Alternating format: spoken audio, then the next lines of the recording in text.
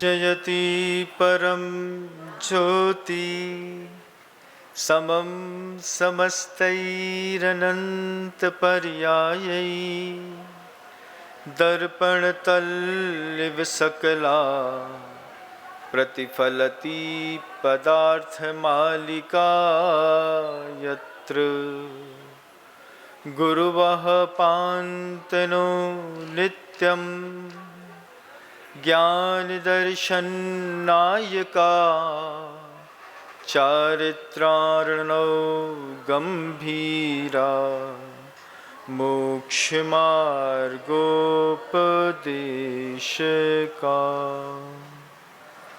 अहिंसा परमो धर्म की परम पूज्य आचार्य भगवंत गुरुदेव श्री विद्यासागर जी महाराज की, वर्तमान आचार्य परमेष्ठी गुरुदेव श्री समय सागर जी महाराज के, समस्त मुनि संघ की जय। श्री ब्रह्म सागर जी मुनि महाराज जी की।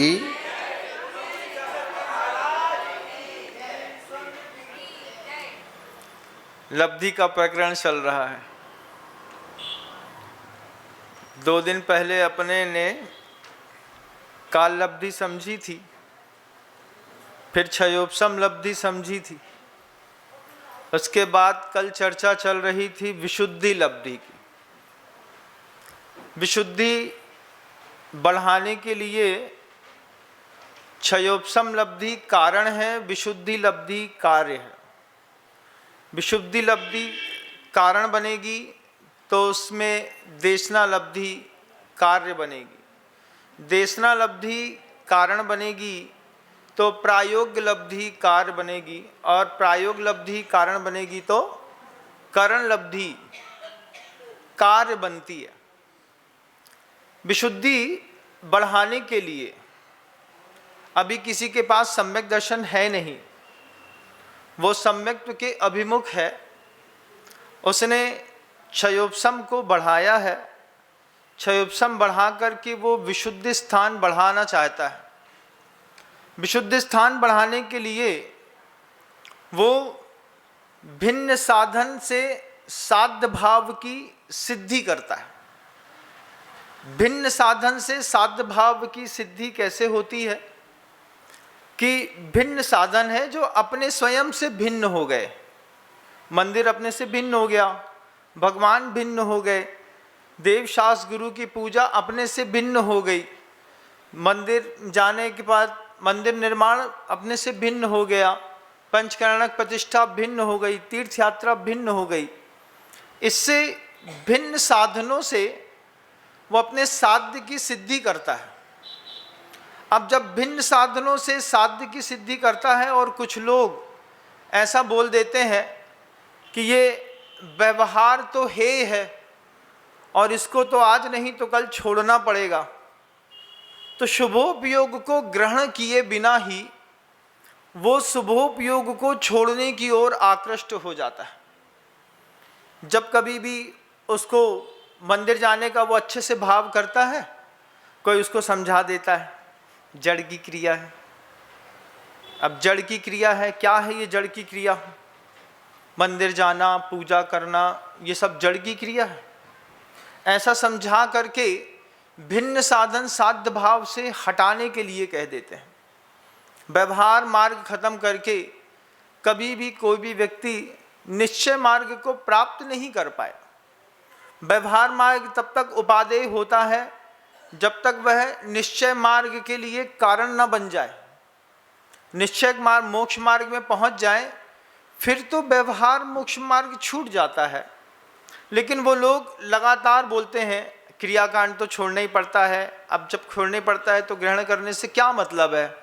अब ऐसा कह करके मंदिर में जाकर के हे बुद्धि से पूजा करना और उपादेय बुद्धि से स्वाध्याय करना। आचार्य श्री जी से एक बार गुरुदेव से पूछा कि गुरुदेव, पूजा करने में ज़्यादा कर्म बंद होता है कि स्वाध्याय करने में? आचार्य श्री जी क्या बोलते? पूजा करने में तो दिखता है कि भैया इसमें पानी छानना, उठाना, बैठना, धरना, इसके अलावा धोना धाना, मंदिर ले जाना, पूजन करना, अभिषेक करना, शांति धारा करना, सावध्य लेसो, उसमें तो पाप का सावध्य का काम भी होता है। तो उनकी ऐसी धारणा थी कि पूजा करने में ज़्यादा कर्म का बंध होता है कि स्वाध्याय करने में। आचार्य श्री जी क्या बोलते, आपके मन के अंदर क्या विचार है? आपको क्या लगता है, पूजा करने में ज़्यादा कर्म बंध है कि स्वाध्याय करने में? कुछ तो बोलो। पूजा करने में ज़्यादा कर्म बंध, ऐसी आपकी धारणा है। आचार्य श्री जी कहते हैं स्वाध्याय करने में ज़्यादा कर्म का बंध होता है। हाँ, स्वाध्याय करने में काहे को बंद होते महाराज? उनमें तो ना पानी छानने पड़त, न चावल धोने पड़त, न भगवान को अभिषेक, न शांति धारा, न कोई वो बर्तन बांधना, ना कुछ करना, उसमें काहे का कर्म बंद? आचार्य श्री जी बड़े शांत स्वभाव से जवाब देते हैं। गुरुदेव कहते हैं कि आपको पूजा में हिंसा दिख रही है, इसलिए आपको उसमें कर्म बंध दिख रहा है, जबकि पूजा करना और स्वाध्याय करना दोनों की दोनों चीजें शुभोपयोग है। क्या है? पूजा करना भी क्या है, स्वाध्याय करना भी क्या है? शुभोपयोग। बहुत अच्छे। अब जब पूजा करना और स्वाध्याय करना दोनों शुभोपयोग है और भिन्न साधन है, किताब आपका अभिन्न साधन नहीं है। माँ जिनवाणी की बातें जो लिखी है वो भी भिन्न साधन है, पूजन भी भिन्न साधन है। जब दोनों भिन्न साधन है, दोनों व्यवहार हैं, दोनों शुभोपयोग हैं, तो शुभोपयोग में, व्यवहार में और भिन्न साधन से बंद होता है। अब पूजा कितनी बार करते हैं दिन में? स्वाध्याय कितनी बार करते हैं? तो 3 बार स्वाध्याय करने में ज़्यादा कर्म बंद होगा कि 1 बार की पूजा करने में? अभी क्या बोल रहे थे? पूजा करने में ज़्यादा कर्म बंद होता। अब क्या बोल रहे हो? स्वाध्याय करने में ज़्यादा कर्म बंद होता है। समझा दो ढंग से कोई बात तो पूरी की पूरी बात के मायने पलट जाते हैं बंधु। अभी तक जब तक धारणा इस तरीके से सुनने में ना आए तो लगता है कि पूजा से कर्म बंद होते हैं, स्वाध्याय परम तप, स्वाध्याय करने से आदमी संसार से मुक्त हो जाता है। स्वाध्याय करने से आदमी संसार से मुक्त नहीं होता, ध्यान रखिएगा। स्वाध्याय करने के बाद उस स्वाध्याय का दुगना, जब तक आपकी क्रियाओं का काल नहीं रहेगा, जब तक आप उसके प्रयोग काल में नहीं जाएंगे।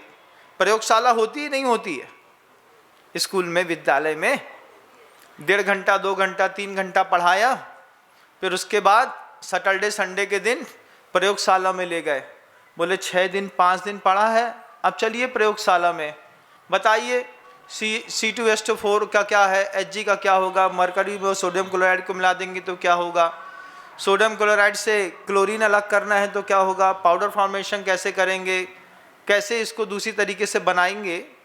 जब आपसे पूछते हैं प्रयोगशाला में ले जा करके, तो आदमी पढ़ के तो बहुत पढ़ंतरा तो हम बहुत बड़े हैं, लेकिन प्रयोगशाला में आने पर अगर वह शांत बैठ जाए तो उसकी पढ़ाई कोई काम की नहीं है। किसी भी व्यक्ति की पढ़ाई कोई काम की नहीं है। क्यों? पढ़ा तो हमने बहुत अच्छा था महाराज, लेकिन प्रयोगशाला में प्रयोग करते वक्त जो है हम ठुस हो गए। तो ठुस लोग ठुस ही हो जाते हैं बंधु। अब दोनों में से सबसे ज्यादा कर्म बंध किस में होता है बताओ? पूजा में कि स्वाध्याय में? क्या विचार क्या है? बोल तो दो। स्वाध्याय में हम बैठे हैं, कछु ना होने दे हैं तुम्हें, हमारी गारंटी है, जो भी हुई है हमें हुई है, तुम्हें कछु ना हुई है। स्वाध्याय में और पूजा में, दोनों में चूंकि दोनों भिन्न साधन है, दोनों व्यवहार हैं, दोनों शुभोपयोग का निमित्त है, तो दोनों में कर्म बंध होता है। लेकिन उन लोगों की ऐसी धारणा कभी नहीं बनेगी कि स्वाध्याय में भी हमारा कोई कर्म बंध होता है। वो आचार्य कहते हैं कि आप बार बार इस बात का चिंतन लेकर के जाइए। विशुद्धि स्थान बढ़ाता है वो स्वाध्याय करके, वो पूजा करके, गुरुओं की वंदना करके, सम्मेद शिखर जी को चढ़ करके। और विशुद्धि स्थान वो जितना बढ़ाता है, बढ़ते हुए विशुद्धि स्थान से उसके स्थिति कांडक घात और अनुभाग कांडक घात होते हैं, जो कसाय के कारण योगा पैडी प्रदेशा थिडी अनुभागा कसायदो होंती। तो जैसे जैसे वो विशुद्धि स्थान बढ़ाता है उसके कसाय के स्थान घटते हैं। जैसे उसके कसाय के स्थान घटते हैं तो स्थिति खांडक और अनुभाग कांडक घात प्रत्येक समय होता रहता है। और जब स्थिति कांडक घात और अनुभाग कांडक घात होता रहता है, ये कहाँ से हो रहा है महाराज? अभी उसके पास निश्चय चारित्र नहीं है, निश्चय सम्यक दर्शन नहीं है, व्यवहार सम्यक दर्शन नहीं है। अभी वो लब्धियों में अंतर अंतर मुहूर्त में प्रवृत्ति कर रहा है। सारी लब्धियों का काल अंतर अंतर मुहूर्त है। अंतर मुहूर्त से फिर अंतर मुहूर्त में, फिर अंतर मुहूर्त में, फिर अंतर मुहूर्त में, फिर अंतर मुहूर्त में, फिर जाकर के वो सम्यक दर्शन को प्राप्त करेगा। कौन सा सम्यक दर्शन प्राप्त करेगा महाराज?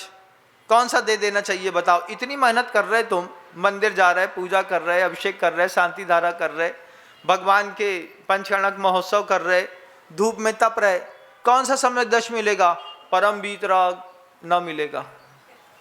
क्या मिलेगा महाराज? सराग सम्यक दर्शन मिलेगा। सराग सम्यक दर्शन। सरागता तो महाराज संसार का कारण होती है। हाँ, सरागता संसार का कारण होती है, लेकिन सराग सम्यक दर्शन परंपरा से मोक्ष का कारण होता है। एक शब्द उसमें जुड़ा हुआ है, परंपरा, ध्यान रखिएगा। जहां परंपरा शब्द मिलता है वहां पर साक्षात मोक्ष तो नहीं मिलता, लेकिन वही सराग सम्यक दर्शन वीतराग सम्यक दर्शन में निमित्त बनता है।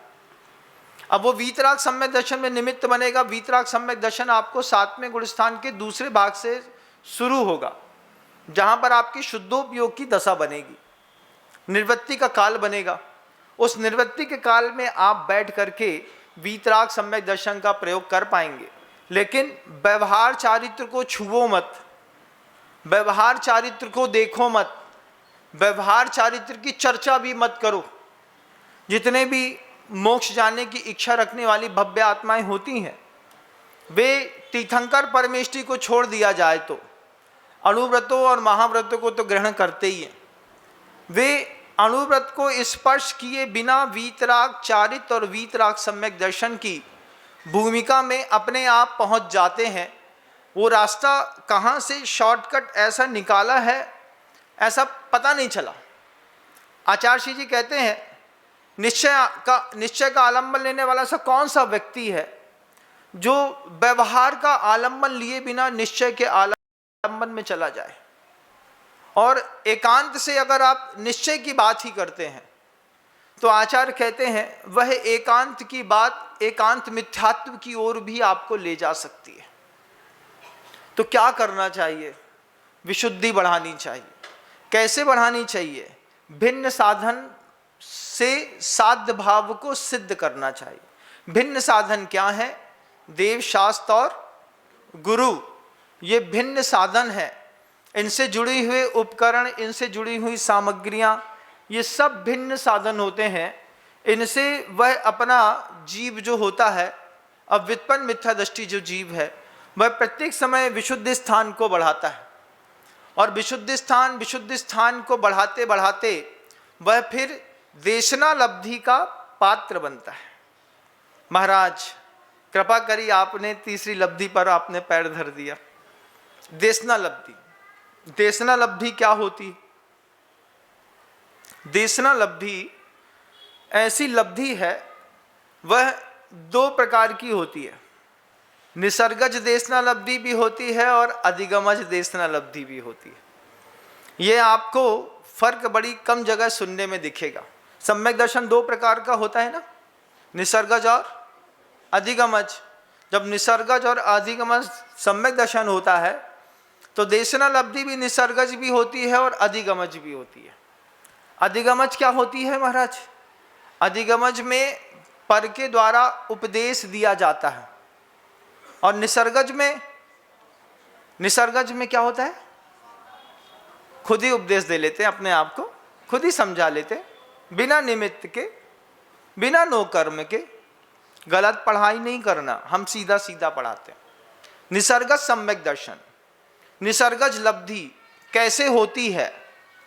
जो साधु परमेष्टि, जो उपाध्याय परमेष्टि, जो आचार्य परमेष्टि, तीनों परमेष्टि, आचार्य परमेष्टि, उपाध्याय परमेष्टि और साधु परमेष्टि, तीनों के तीनों महापुरुष, ये जब 6 द्रव्य और 9 पदार्थ से परिणत आत्म तत्व में डूबे हुए हो। किसमें? शब्द पर गौर करिएगा। आचार्य परमेष्टि, उपाध्याय परमेष्टि, साधु परमेष्टि। काहे में इनकी अंतरात्मा परिणत है, डूबी हुई है? 6 द्रव्य में और 9 पदार्थ में। 7 तत्व की बात नहीं, 9 पदार्थ की बात रखी यहां पर आचार्यों ने। 6 द्रव्य कौन कौन से महाराज? हम गिनाएं, आप गिनाएंगे? जीव, अजीव, धर्म, अधर्म, आकाश, काल और हो गए ना? 6 हो गए ना? अब वो जीव को जानता हो, अजीव को जानता हो, धर्म को जानता हो, अधर्म को जानता हो, आकाश द्रव्य को जानता हो और काल द्रव्य को जानने वाले आचार्य परमेष्टि, उपाध्याय परमेष्टि और साधु परमेष्टि। देखिए सम्यक दर्शन कहाँ से होता है? कहीं पर भी कुछ भी उठा के ले आएंगे और आप सोचेंगे कि मिल जाएगा, तो न मिलेगा। सबसे पहले देखा जाता है आचार्य परमेष्टि, उपाध्याय परमेष्टि, साधु परमेष्टि, जिनकी देशना लब्धि हो रही है, ये 6 द्रव्य से परिणत आत्मा है कि नहीं। जीव द्रव्य, अजीव द्रव्य, धर्म द्रव्य, अधर्म द्रव्य, आकाश द्रव्य और काल द्रव्य को समझते हैं कि नहीं समझते? समझते हैं तो क्या समझते हैं? सामान्य रूप से समझते हैं कि विशेष रूप से समझते हैं? बताइए। सामान्य विशेषात्मकम वस्तु। अब उस सामान्य विशेषात्मकम जो वस्तु है उसमें 6 द्रव्य और 9 पदार्थ। 9 पदार्थ कौन कौन से? बोलो गांव वालों। जीव, अजीव, आश्रव, बंध, संबर, निजरा, मोक्ष, पाप और पुण्य, ये 9 पदार्थ। अब आचार्यों ने इतना स्पष्ट रूप से लिखा है कि देशना लब्धि प्राप्त करने के लिए वह आचार्य परमेष्टि निमित्त बनेंगे, वे साधु परमेष्टि निमित्त बनेंगे, वे उपाध्याय परमेष्टि निमित्त बनेंगे, जिनकी शरीर से ये सब झर रहा है। कैसे महाराज? अब क्या धर्म द्रव्य यहाँ से झरेगा, पाप पुण्य यहाँ से झरेगा? अब आप यही तो कमाल देखना है। वो कमाल देखना है कि सिंह के सामने 2 रिद्धिधारी मुनिराज आए और सिंह ने उन साधु परमेष्टि की बाहरी वेशभूषा को देखने मात्र से निसर्गत सम्यक्त्व को प्राप्त किया। क्या? आचार्य पूज्यपाद भगवंत ने सर्वार सिद्धि में एक शब्द कोट किया है, अवाग बपसह मोक्ष मार्गम निरूपयंती सा आचार्य वर्या। ऐसे आचार्य परमेष्टि हैं जिनके शरीर को देख करके, देखने मात्र से क्या हो रहा है? भगवान आप ही धन्य है, आपकी महिमा अपरंपार है। ये किसको हो रहा है?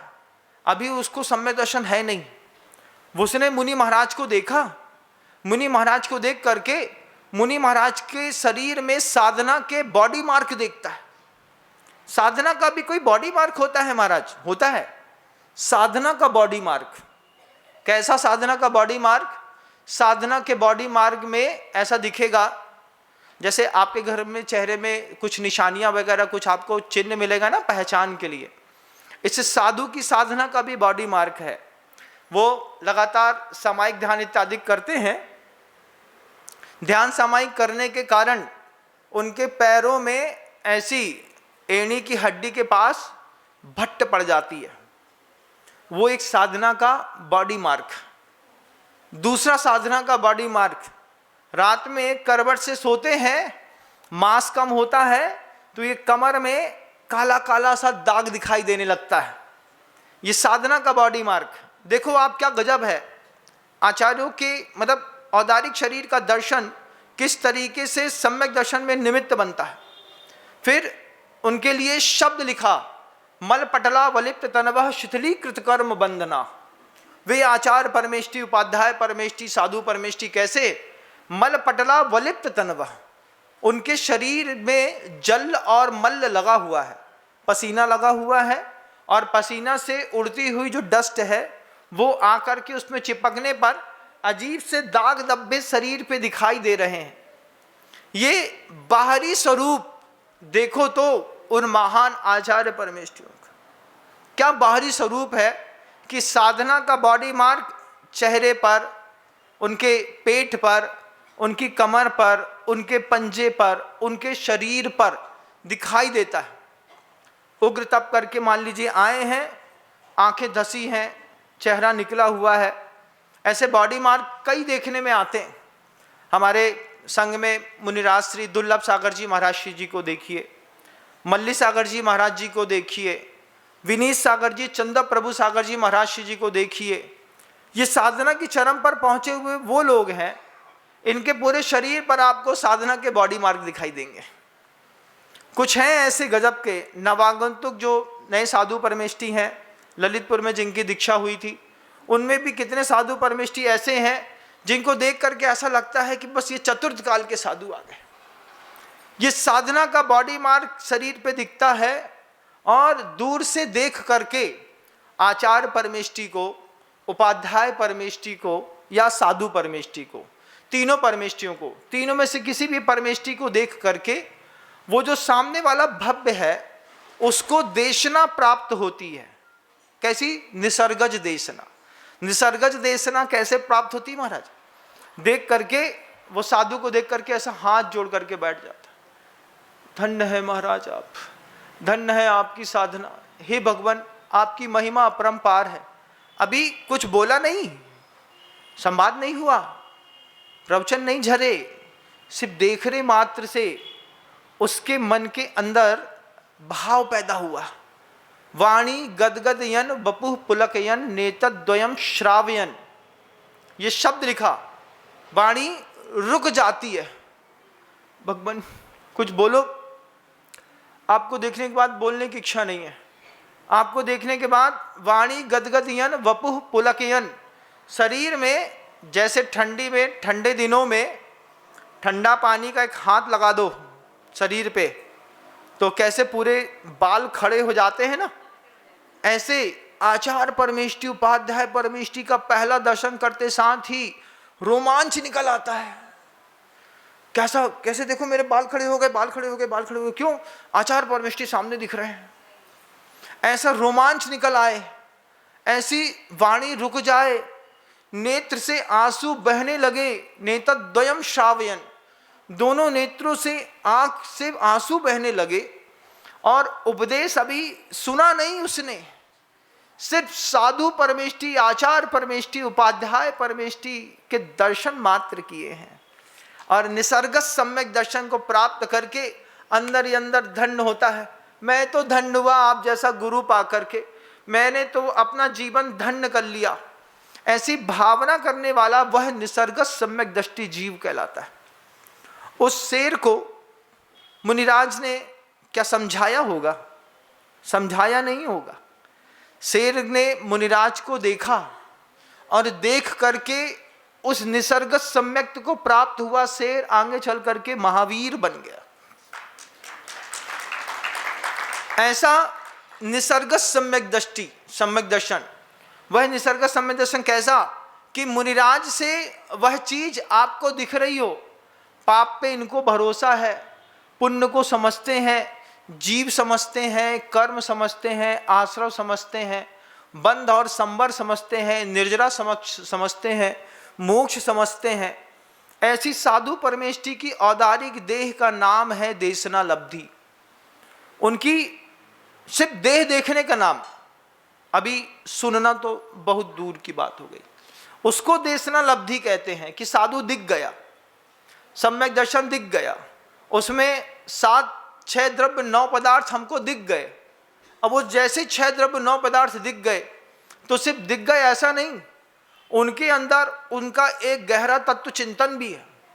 वो उसको जब देखने से आपके मन के अंदर ऐसा रोमांच खड़ा हो गया, ये निसर्गत सम्यक दर्शन हो गया। अब इसमें एक अधिगमत सम्यक्त को प्राप्त करता है, बैठता है, बैठ करके हाथ जोड़ता है, हाथ जोड़ करके देशना सुनता है। हाँ महाराज देखो संसार में कोई किसी भी पदार्थ की स्थिति रुकती नहीं। हाँ महाराज आप कहते हैं तो विश्वास होता है। फिर अंदर से उसके भाव आता है। गुरुवर वो 6 द्रव्य 9 पदार्थ से मंडित उनकी देह, वे साधना के चरम पर पहुँचे हुए, उनके शरीर से साधना अपने आप बिना कहे दिखाई दे रही है। ऐसे गुरु के समीप पहुंच करके उनको भी भिन्न साधन से स्वीकार करता है।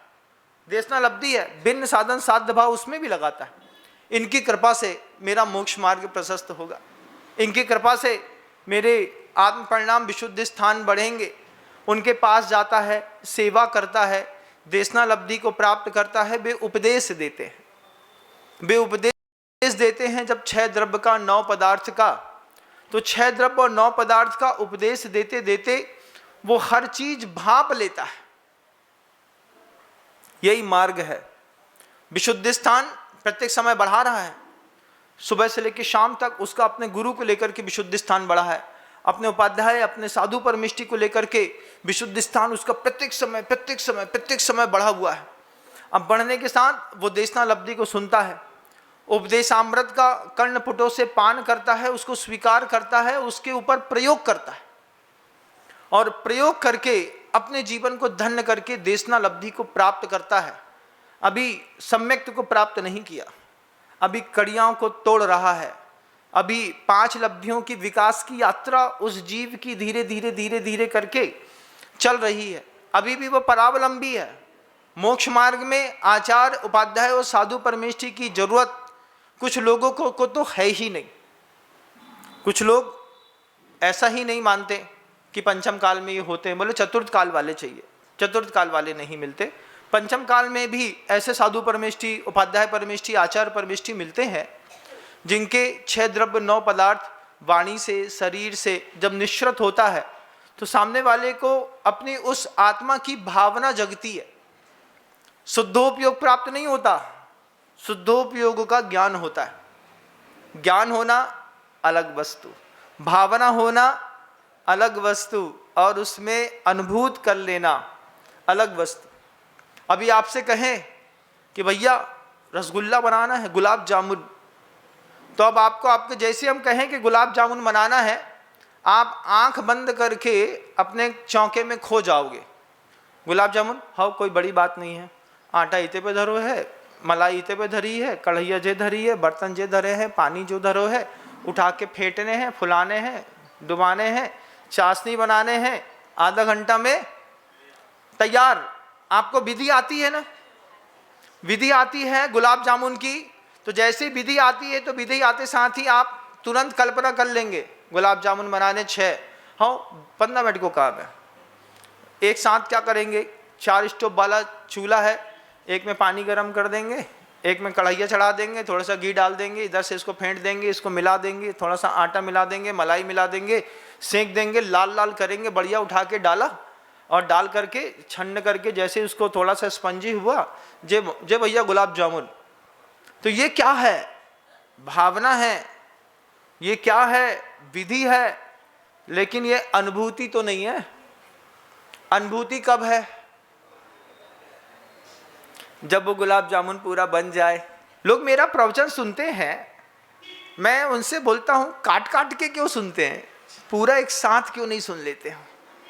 एक साथ सुनोगे तो बहुत सही समझ में आएगा।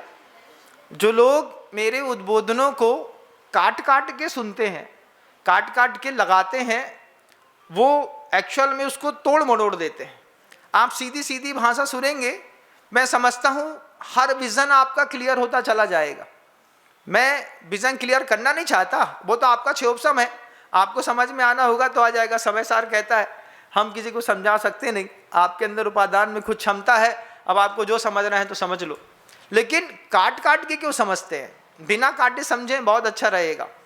ये देशनालब्धि प्राप्त हुई, 6 द्रव्य 9 पदार्थ को लेकर के साधु परमेष्ठी का उपदेश सुना, उपदेश सुनकर के अपने आप को अंदर गदगद कर लिया। अब वो साधु के पास पूछता है जीव क्या होता है, अजीव क्या होता है, महाराज आकाश क्या होता है, पुद्गल क्या होता है, धर्म क्या होता है, अधर्म क्या होता है, इन सारे चीज़ों में सामान्य और विशेष क्या होता है। अब कोई पूछे अब ये तो होते हैं, इसमें सामान्य और विशेष की क्या बात है। द्रव्य के सामान्य गुण भी होते हैं और विशेष गुण भी होते हैं। अब सामान्य गुण भी पूछो, विशेष गुण भी पूछो आचार्य परमेष्ठी से। आचार्य परमेष्ठी से पूछो महाराज द्रव्य का सामान्य गुण, द्रव्य के समान गुण की बात कर रहा है, पक। ऐसा कह दें तो बात गड़बड़ है। कैसे? बड़े अच्छे से द्रव्य का समान गुण होता है अस्तित्वम, वस्तुत्वम, प्रमेयत्वम, द्रव्यत्वम, अगुरु लघुत्वम, अव्यभावत्वम। ये सब क्या है? सामान्य गुण है। तो सब अव्यवाद नहीं है, अगुरु लघुत्व तो है। तो ये क्या है? अस्तित्वम, वह अस्तित्व है, उसका एग्जिस्टेंस है। कौन सा? धर्म द्रव्य, जीव द्रव्य, अजीव द्रव्य, धर्म द्रव्य, अधर्म द्रव्य, आकाश द्रव्य और काल द्रव्य। ये अस्तित्व है, इसको जानना पड़ता है। वस्तुत्व है, उसके दो भेद होते हैं व्यवहार निश्चय की अपेक्षा से। वो कुछ ना कुछ कार्यकारी सिद्ध होती है, परमाणुओं का उसमें आना जाना लगा रहता है। फिर क्या है? तीसरा द्रव्य है द्रव्यत्व। द्रव्यत्व भी एक गुण है। द्रवति, द्रोष्यति, स्वकी स्वकी पर्यायान गुणान व इति तद्द्रव्यम। वह काल द्रव्य है, धर्म द्रव्य है, अधर्म द्रव्य है, आकाश द्रव्य है। उसमें प्रत्येक समय परिणमन होता रहता है। द्रव होता है ना, लिक्विड। पानी को आप रास्ते में, मतलब पानी को जमीन में छोड़ दीजिए, पानी को जमीन में छोड़ देते हैं तो वो कहीं ना कहीं जाने का एक रास्ता बना लेता है ना, रास्ता बना लेता है। और धीरे धीरे जैसे जैसे वो आगे बढ़ता है वैसे वैसे उसके आकार में, शेप में परिवर्तन होता है ना। तो द्रवति, द्रोष्यति, स्वकी स्वकी पर्यायान गुणान व इति तद द्रव्यम। ये द्रव्य का सामान्य गुण है, 6 द्रव्य का।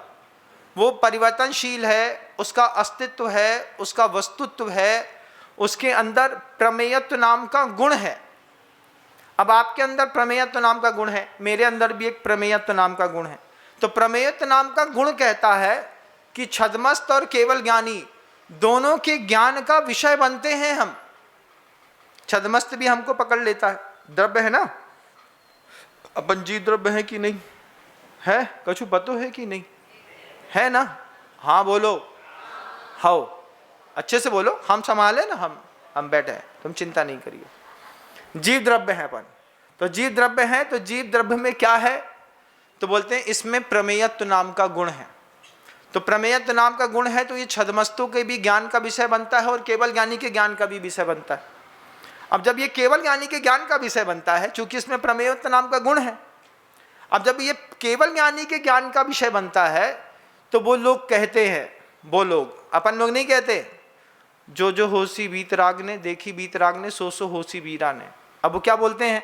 जब केवल ज्ञानी ने हमारी सारी पर्याय देख ही ली हैं, अब जब केवल ज्ञानी ने सब समझ ही लिया है तो केवल ज्ञानी जो देख रहा है वही तो होगा। तो नियतिवाद जैन दर्शन का अंग नहीं है, हम नियतिवादी नहीं हैं। हमारे यहाँ कारण कार्य की जो व्यवस्था है वो निमित्त और उपादान के ऊपर चलती है। ये बात पूर्व में भी मैंने कही है। महाराज, ये देशनालब्धि में निमित्त और उपादान क्यों आया?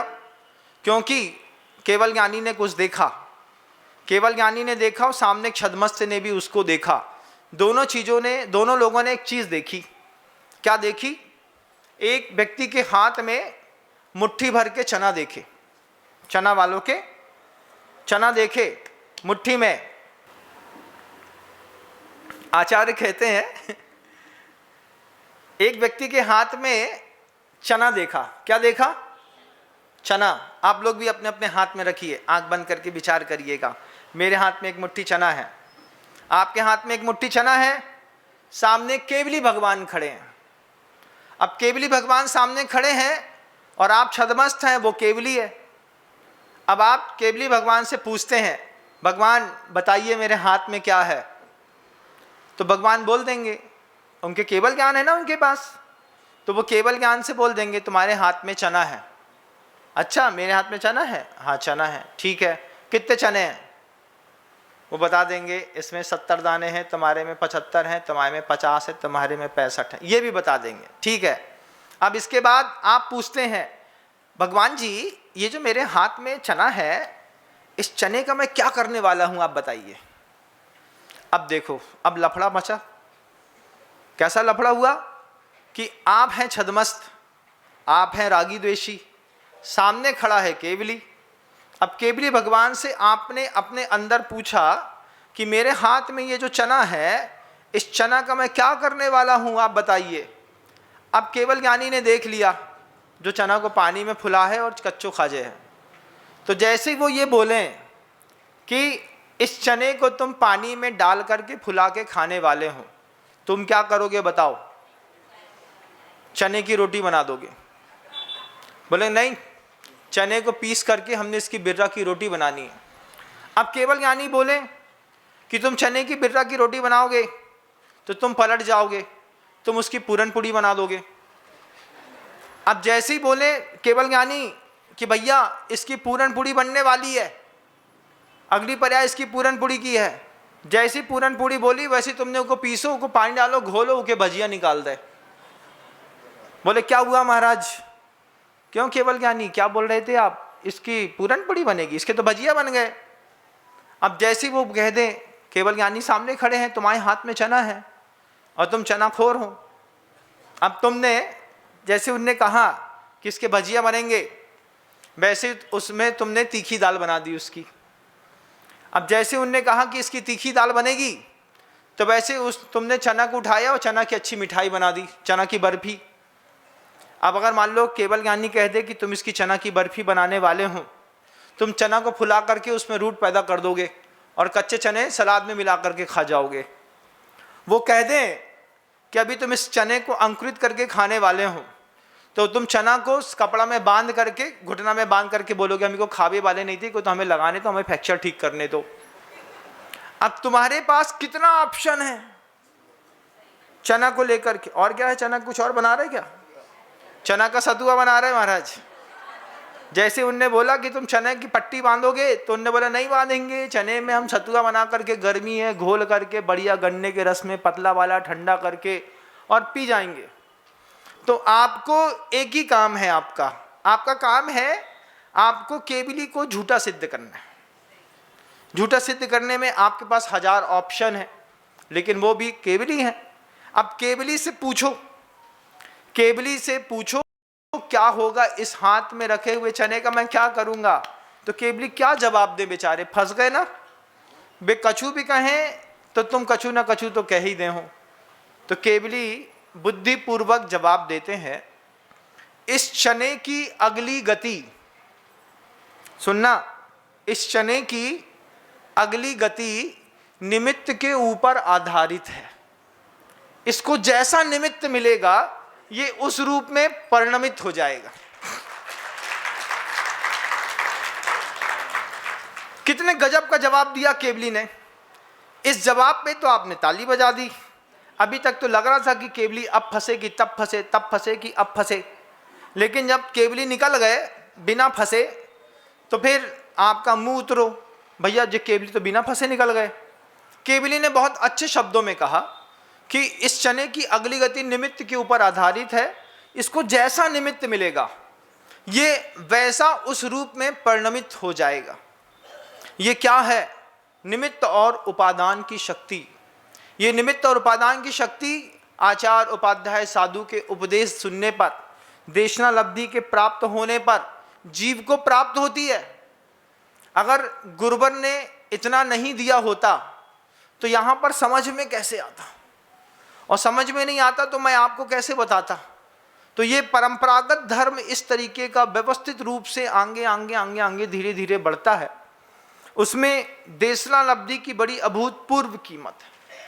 पहले क्षयोपशम लब्धि, फिर विशुद्धि लब्धि, उसके बाद देशनालब्धि। देशनालब्धि 2 प्रकार की, निसर्गज और अधिगमज। निसर्गज में क्या मिलता? महाराज की देह देख करके मार्ग दिख जाए, महाराज की बात सुन करके अधिगमज सम्यक दर्शन को प्राप्त हो जाए और बात सुन करके मार्ग में लग जाए। निमित्त और उपादान का खेल भी आपने आंख में देखा। अब उसमें केवली के पास, हमारे आपके पास द्रव्य के समान गुण में प्रमेयत्व नाम का वो जो गुण है, उस प्रमेयत्व नाम के गुण के कारण केवली के ज्ञान का विषय हम बन रहे हैं। बंद अंधेरे कमरे में भी कोई क्रिया करोगे, कोई ना देखे तो ना देखे, केवली दिखाई देता है, उसको दिखाई देती है हर बात। तो उनकी आंख से कभी छिप नहीं सकते आप।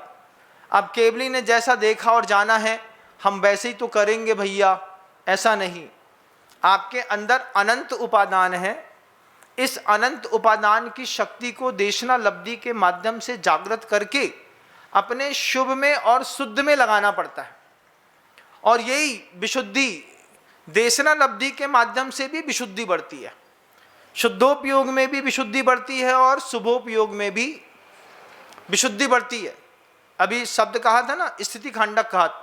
ये जो स्थिति खंडक घात होता है अनुभाग का और स्थितियों का, इसमें दोनों के खंडक घातों में शुद्धोपयोग की दशा में बैठा हुआ जीव अलग परिणमन करता है, शुभोपयोग में बैठा हुआ अपना अलग पुरुषार्थ करता है। और दोनों के पुरुषार्थ का फल जो होता है, सर्वप्रथम सम्यक दर्शन की प्राप्ति होती है। प्रथमोपसम सम्यक को प्राप्त करना हो, उपसम सम्यक दर्शन को प्राप्त करना हो, छायिक सम्यक दर्शन को प्राप्त करना हो, छायोपसमिक सम्यक दर्शन को प्राप्त करना हो, तो आपको इन सारे दौर से एक एक करके गुजरना पड़ेगा। हलवा नहीं है सम्यक दर्शन, मुंह से बोला और सटक गया और मुंह में चला गया। उसके लिए अंदर से जीवात्मा के विशेष विशेष पुरुषार्थ हुए हैं और उन पुरुषार्थ का परिणमन निकला है कि अभी क्षयोपसम लब्धि के बाद विशुद्धि लब्धि, विशुद्धि लब्धि से देशना लब्धि, देशना लब्धि से पुनः विशुद्धि लब्धि। कैसी? ऐसा नहीं कि अब बस हो गया, विशुद्धि एक बार बढ़ गई तो बढ़ गई। देशना लब्धि को सुन करके विशुद्धि लब्धि को और बढ़ाएगा और अंदर अंदर 6 द्रव्य 9 पदार्थ का चिंतन करेगा, पाप पुण्य का चिंतन करेगा, धर्म का चिंतन करेगा, वस्तु तत्व का चिंतन करेगा। मेरा ऐसा समय कब आएगा, मेरे अंदर सामर्थ्य है, मेरे अंदर पुरुषार्थ है, मैं कर सकता हूँ, मैंने संसार बसाया नहीं। इस तरीके के विचार करते हुए अंदर अंदर उपयोग को और ऊपर लेकर के जाता है, तो वो विशुद्धि लब्धि देशना लब्धि के माध्यम से छलांग मांगने के लिए तैयार होता है। फिर वो आगे की लब्धियों को प्राप्त करेगा। आज प्राप्त नहीं करेगा, आज तो आपका समय हो गया है, कल प्राप्त करेगा। कब प्राप्त करेगा? कल प्राप्त करेगा। समझ में तो आ रहा है कि नहीं? आ रहा है ना? बस धन्यवाद है आपकी साधना को कि धर्म ध्यान आप अच्छे से कर रहे हैं। समय चूंकि आपका हो गया, शब्दों को विराम दूंगा। गुरुदेव श्री विद्यासागर जी महाराज की